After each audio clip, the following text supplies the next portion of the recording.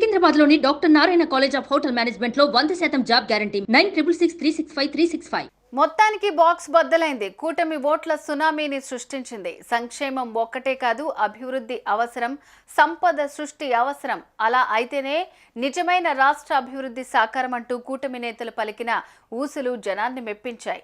తీసుకోండి మా ఆమోదం, చూపించండి అభివృద్ధి పదం, ఇవ్వండి ఆంధ్రప్రదేశ్కు అద్భుత వైభవం అంటూ కూటమి కూడా ఏమాత్రం ఊహించని విజయాన్ని అందించాడు ఆంధ్రప్రదేశ్ ఓటర్.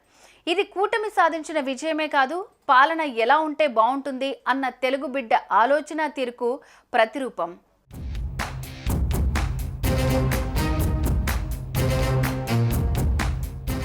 అభివృద్ధి అంటే చంద్రబాబుకే సాధ్యమన్న నమ్మకం.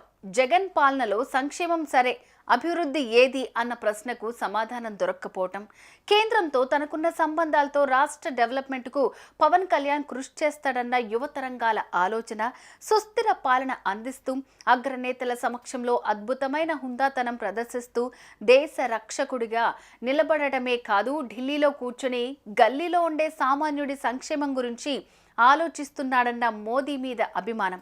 వీటన్నిటికి మించి టీడీపీ అధికారంలో ఉన్నప్పుడు ఎలాంటి అభివృద్ధి జరిగింది, వైసీపీ వచ్చిన తర్వాత అది ఎలా ఆగింది అన్న ఆవేదన. వీటితో పాటు టీడీపీ 6 హామీలు, జనసేన మేనిఫెస్టో అన్ని కలగలిశాయి. అటుకులు చిటుకులు మారాయి. అటు ఇటైంది. కమలం జెండాను హ్యాండిల్ మీద కట్టుకుని, గ్లాసును వెంటబెట్టుకుని రివ్వున కదిలిన సైకిల్ ఓట్ల సునామీని సృష్టించింది. ఫ్యాన్ రెక్కల్ని తునకలు చేసేసింది. ఇది టీడీపీ మరోసారి సాధించిన మహా విజయం. ఓటు చీలనివ్వండంటూ పట్టుబట్టి కూటమిని కూడగట్టి రణరంగంలోకి దిగిన జనసేన సాధించిన జన విజయం. ఒక ఇంజన్కు మరో ఇంజన్ జత చేసి అభివృద్ధిని, సంక్షేమాన్ని సాధిస్తానంటూ చెప్పి మోడీ కూడగట్టిన మరో విజయం.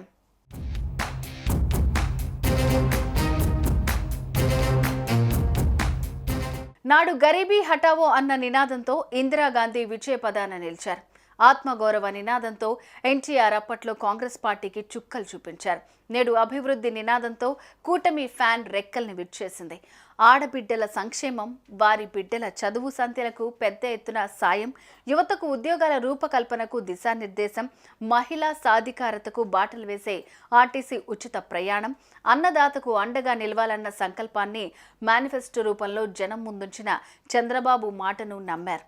అలా అయితే మా ఓటు మీకే అన్నారు. గత ఎన్నికల్లో జగన్మోహన్ రెడ్డిని ఏ తీరులో ఆదరించారు, అంతకంటే గొప్పగా కూటమిని అక్కున చేర్చుకున్నారు.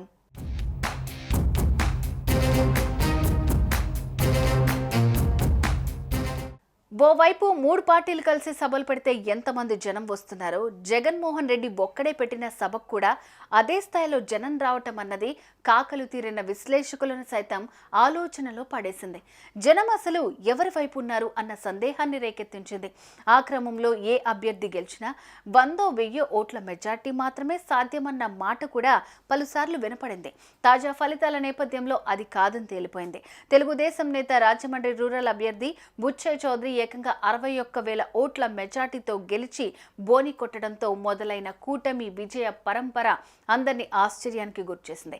చాలా మంది టీడీపీ నేతలు కూడా భారీ స్థాయిలో మెజార్టీ కవిసం చేసుకున్నారు.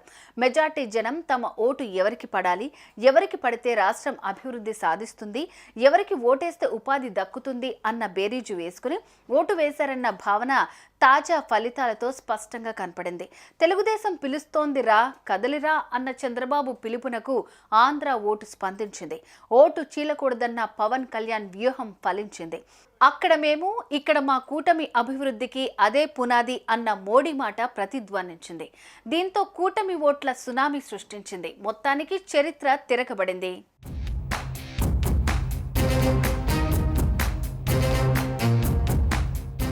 సుమన్ టీవీలో మీ పర్సనల్ అండ్ బిజినెస్ ప్రమోషన్స్ కోసం కింది నెంబర్కి కాంటాక్ట్ చేయండి.